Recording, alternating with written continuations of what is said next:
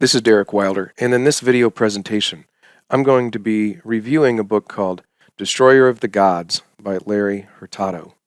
And in particular, I'm going to be focusing on Chapter 3, a chapter entitled A Different Identity.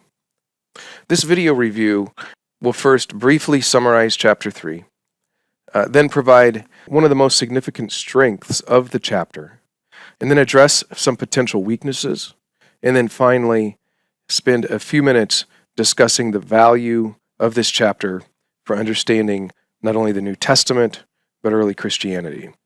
From a big picture perspective, what Hurtado is trying to do in this book, with each of the chapters, is to engage a thematic initiative of Christianity's distinctiveness during the first century, as opposed to its similarities. This is in contrast to scholars that might represent the history of religion schools, which focus primarily on the similarities of early Christianity with other religions. Chapter 3 begins by explaining that in the Greco-Roman era, religious identity was conferred primarily at birth. And even for Jewish people, their religious identity was a component of their ethnicity. Not to say that there weren't religious identities not related to ethnicity. For instance, emperor cults linked people in various parts of the empire. This religious identity was beyond their ethnic membership, and instead was tied to more of a political regime. Hurtado then explains that there were certain religious groups in the Roman world where you could voluntarily become a part of, such as mystery cults. However, Christian identity was different than Greco-Roman religious identity, first and foremost because Christianity was a religious movement that had exclusivity, meaning they were loyal to one deity. Now, this certainly created a distinction between Christianity and Greco-Roman religions. This was not a difference or a distinction between Christianity and the Jewish religion. However, then what Hurtado does is spend a little bit of time explaining the distinction then between Christianity and the Jewish religion. Hurtado also mentions that it's a mistake to suggest that Christianity is a religion of beliefs and Judaism and the pagan religions are religions of practice and rituals. To suggest this idea is just really too simplistic. All of these religions have some beliefs and some practices and rituals associated with them.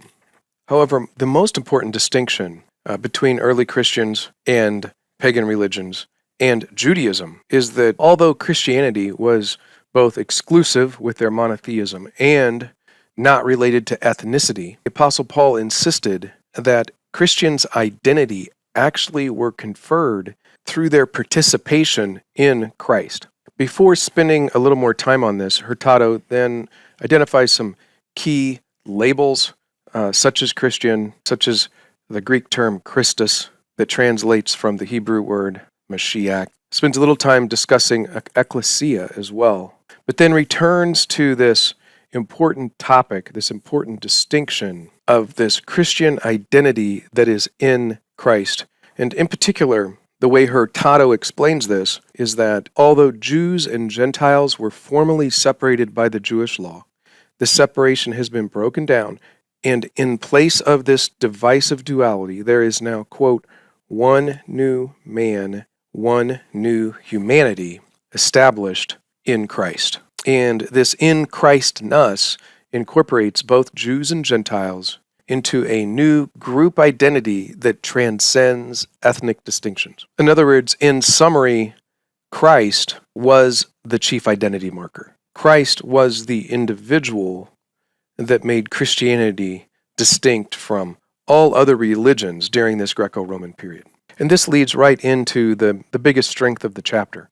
Hurtado's ability to not only communicate this identity in Christ and how it's significantly different than any religions of the day, but also communicate this information in a way that's accessible not just to scholars, but also to laymen and pastors, in a way that also provides this backdrop of Second Temple Judaism's literature, as well as the context of the Greco-Roman religious worldview of the time. Regarding weaknesses, the biggest weakness of this chapter, in my opinion, is just the lack of clarity regarding how Hurtado understands this distinction of identity In light of the larger context of Pauline theology and the larger backdrop of the current biblical evidence that we have in the New Testament. Before we dig into that a little further, in a similar vein, numerous scholars have critiqued Hurtado's work by nuancing this weakness.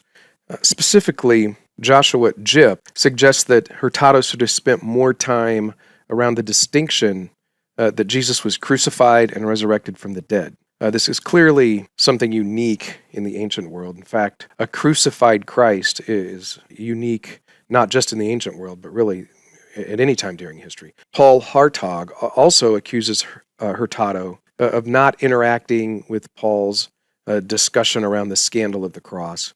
And B.G. White similarly suggests that Hurtado's work lacks reflection on the death and resurrection of Christ. However, in my opinion, I'm not so sure this is an accurate way of identifying the weakness of this particular chapter. Because depending on how Hurtado is understanding a Christian's identity in Christ, these criticisms may or may not be valid, because being in Christ is not unrelated to Christ's death and resurrection. The real challenge is that he just doesn't explain what his perspective is on this. And in light of the different perspectives on Pauline theology as it relates to participation in Christ, ignoring this or only spending a couple sentences pointing to this really leaves the reader wanting more. I certainly understand that, this is an introductory book, and certainly full monographs have been written on this topic. In fact, hundreds of monographs have probably been written on this topic. However, it does appear that Hurtado leaves the reader wanting at least some direction regarding what his perspective is on this in Christ identity. And this topic then leads us directly into possibly the most important part of this brief study, and that is the value that this chapter has for understanding the New Testament and early Christianity. It would be hard to overestimate the importance of Paul's soteriology as it relates to deeply understanding what the New Testament is trying to communicate and how the early Christians engaged in this content. Scott McKnight has a very brief introduction to 4 different perspectives of participatory theology in a book called Preaching Romans, subtitled 4 Perspectives. The first perspective might be called the Lutheran Paul. Now, this is the Paul that most evangelicals in the 21st century probably would recognize. Justification is about declaring the believer as righteous. It's primarily judicial in nature, which is why many scholars call this a forensic righteousness. Like a judge declares someone innocent, God declares believers innocent in his eyes. Often this becomes the primary focus of the Lutheran view rather than the idea of participation. However, to be fair, Luther and Calvin did spend time talking about participation in Christ. Of course, another perspective is what many scholars call the New Perspective, and this comes from the famous E.P. Sanders' work, Paul and Palestinian Judaism. The understanding that Judaism was represented by covenant nomism. It was by grace that Jews became God's people, but it was by works that they stayed God's people. And so in light of that, the question then became, what was the unique difference between Paul and Judaism if they're both based on grace?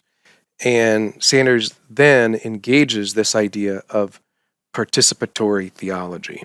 A third perspective is one called the apocalyptic Paul. The concept of apocalyptic points to this idea of revelation, and this view suggests that being in Christ is a cosmic transformation, participating as believers in Christ's death, but also in his resurrection as God's solution to the problems of the cosmos. And finally, Michael Gorman's participationist perspective leans more into the Christian tradition of deification or theosis. Well, as you can imagine, how Hurtado might understand a believer's union with Christ could significantly impact the way one understands the entire New Testament story, and certainly shed light on how one might understand early Christianity. Without question, Hurtado has written an important work by providing a corrective against scholars who spent more time focusing on the similarities rather than the important distinctions between Christianity and the other religions in the Greco-Roman world.